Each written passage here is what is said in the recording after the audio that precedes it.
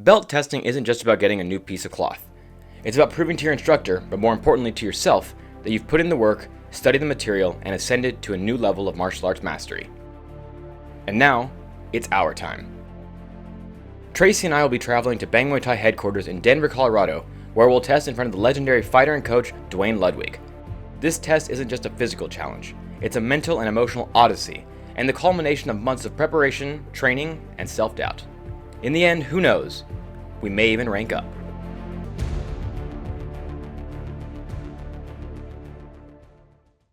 Now, I've been doing martial arts for about 20 years now, and I already have a black belt in Kenpo, so belt testing isn't really that new to me.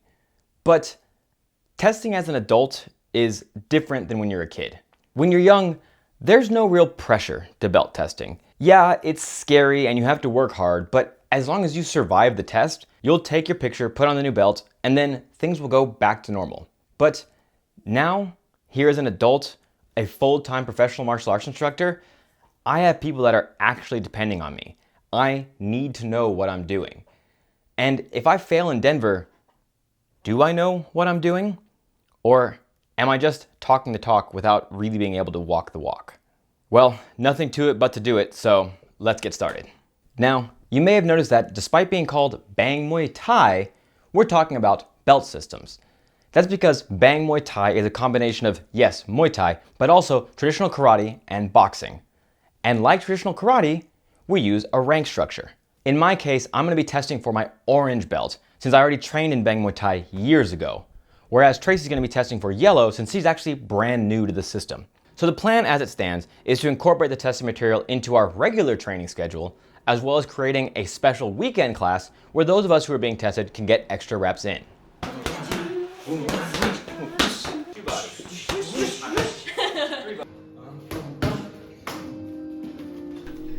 Krav Maga was my first experience in martial arts. I started that for self-defense purposes. I did that for probably in sum about 3 years, something like that. From there, I moved over to Muay Thai, and I'm coming up on almost 3 years of that, and that has led me to Bang Muay Thai. I've been an athlete pretty much my entire life. I've done some kind of movement practice, and the way we drill, the way these movements flow with each other, Bang Muay Thai seems to really click with me. So I've been having a lot of fun with it. Bang Muay Thai tests, I feel some mixed emotions. Part of me is very excited. I like having a goal. So because I don't necessarily have interest in being a fighter myself, this gives me a very clear goal to work towards. So I like sitting down and coming up with a plan and, working really hard to achieve that. But I think also separately, there's a lot of really self-imposed, I think, pressure on my end to do really well. And so there's definitely anxiety that comes with it.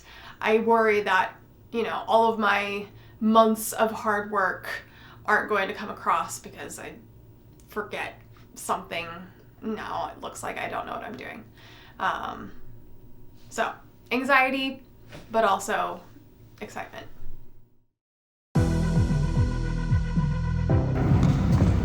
Off we go at 3:30 in the morning. Deckers.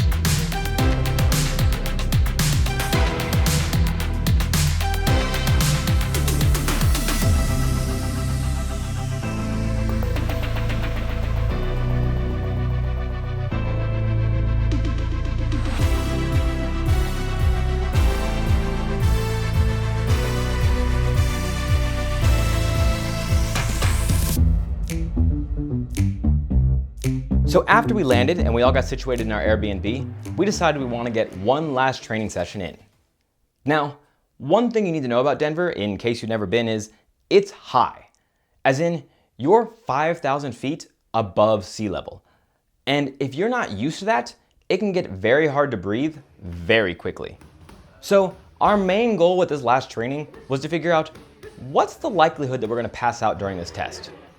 Turns out, it's very likely. Now here's something fun to know. I have a heart condition, and I have since I was 13 years old. It's an arrhythmia, to be specific. I won't go into the details, but essentially it means I can get these attacks when I'm overstressed or work too hard. Essentially what happens is it gets hard for me to see, my breathing becomes labored, and I feel like I'm being stabbed in the heart over and over again. These things hold me back from doing a lot of the things I want to do, but they've never really stopped me from doing martial arts. But ever since I landed in Denver, the thing that I've been most worried about is getting an attack in the middle of the test. Because if it gets bad enough, I could have to be hospitalized.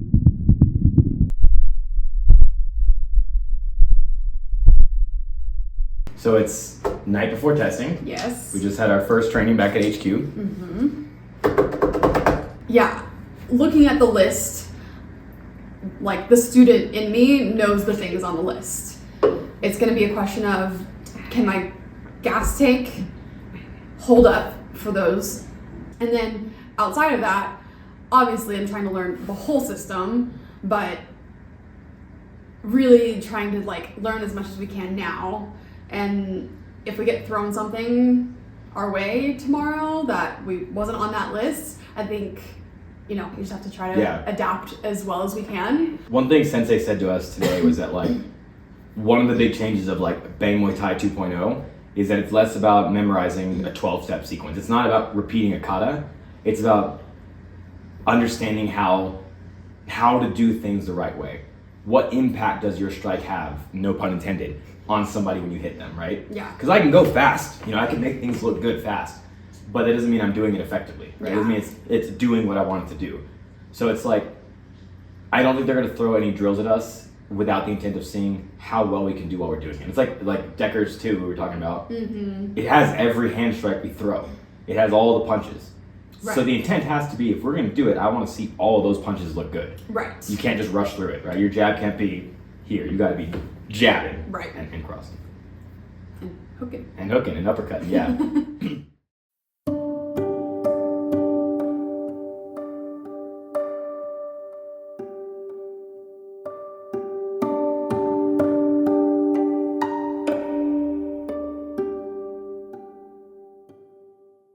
It feels unreal to be here. There aren't words to describe the sensation of being at the HQ dojo. The walls are littered with photos and gloves signed by legendary fighters. Boss Rutten, TJ Dillashaw, Bruce Lee, Masoyama, the list goes on and on. But in the center of the room is Sensei Duane Ludwig, who's constantly pushing you to be better today than you were yesterday, but at the same time will stare a hole through you if you dare mess up one of his techniques. He pushes hard, but you know it's because he cares. However, there's no time to focus on any of that, because before we know it, the test is on. When you're ready with your partner, what partner goes the entire round? Numbers of hands. Numbers of hands, what part of the entire round? Sound good? Sure. Sound 3, 1, 2, 3.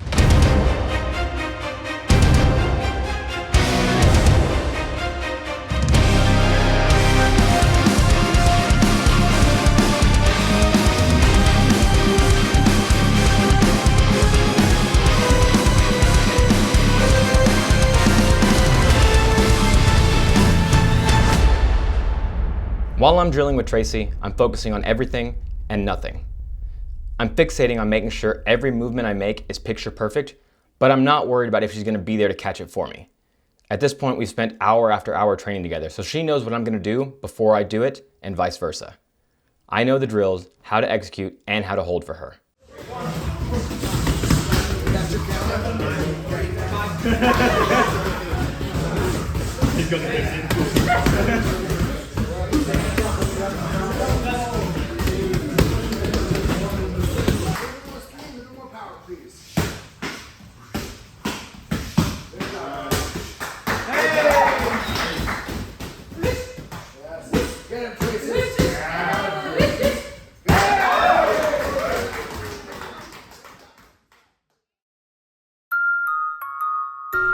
What do you think is going to be the hardest part of the test?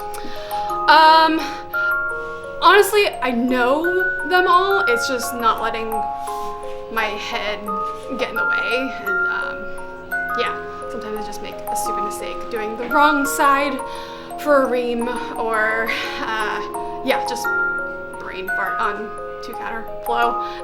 But pen to paper, I know it all. But the attack never comes. Instead, I hyperfixate on controlling my breathing. I make sure I'm tense when I'm working, but relaxed when I'm not. And the only thing on my mind is making sure I'm proving to sensei and to myself that my willpower is stronger than my heart. Next up, Tracy!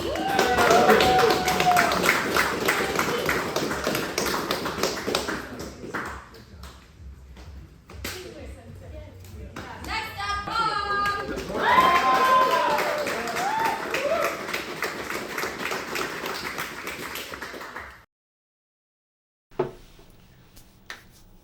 We did it! We ranked up! I got my orange, Tracy got her yellow. How'd you feel?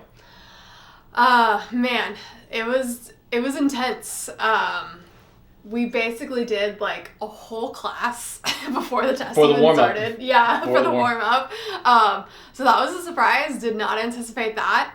One thing I think people sleep on, or what they assume tests are, is like you go, you demonstrate what you're going to demonstrate, like you're doing like a test in school, and then you move on. But that's not how it is. It's the goal of your instructor is to push you to your breaking point before they start testing you. And I feel like that happened almost right away with Sensei. I mean, I felt like we were being tested when we did the class the night before. You know, we talked about my big anxiety was just failing and then having to come back home and still run this dojo. Like, how do you fail at something that you're going to tell other people they have to do well? Mm-hmm. You know, and somewhere in the moment there, I realized that moment is always going to exist. I'm always going to feel like I have to do better, because if I don't have that feeling, I'm going to get complacent. I'm going to feel like I've already reached the top, and there is no top in the martial arts. You know, you could be the best fighter in the world, but that's a short-lived existence. Yeah. Because you're going to be a day older, and someone's going to be ready to take that from you. Yeah. You know, and you can have learned every single technique and every single syllabus, and you won't do it right one day, or it'll not be there anymore, or there'll be a new technique. But that's what makes the pursuit of martial arts so wonderful. It's that we always have to pursue more. The hard part is not kicking yourself in the butt because you didn't do it perfectly. Yeah. That's been a big lesson for me is, you know, even just, you know, tactically, oh, I didn't do this combo perfectly, and like stopping midway through and trying to reset, learning not to do that and just keep flowing through it, do what makes sense. That has been kind of one of my earlier lessons, but also just in the bigger picture, you know, pushing through adversity and, you know, showing our students that it's okay to mess up, and then you just keep going. One of the things we've heard constantly since we joined the affiliation has been iron sharpens iron. And I think when we go to HQ, we see that we're being put under pressure, we're being hit harder than we're used to, we're being told to drill harder than we're used to, we're breathing harder than we're used to. But then even amongst ourselves, amongst our students, there's this attitude of everybody needs to get better so that we can all do better. You know, there's a period of time, I think everybody's guilty of it, where they think martial arts is just fighting. It's just you and another person in a cage, and whoever walks out is a better person. And it's a part of it. You know, fighting is a part of it, but I've said this before, I don't think hand-to-hand combat in a cage or in a ring is the only fight a person will ever have. So I'm excited for us to keep training, for us to rank up even more. I'm excited for us to represent this system. And, you know, who knows? Maybe we go back and do another video like this in a few months, in a few years. Do you have any closing thoughts? No. You want to do the outro? You want to do call subscribe? Do it. What do I say? Thank you, subscribe, turn on notifications. Oh my god, don't do this to me. You gotta say, hope you enjoyed the video. Like, comment, and subscribe. Turn on notifications. And then do my outro, do the outro, the hard work. Thank you for the hard work, and thank you for the hard work yet to be done. She did it!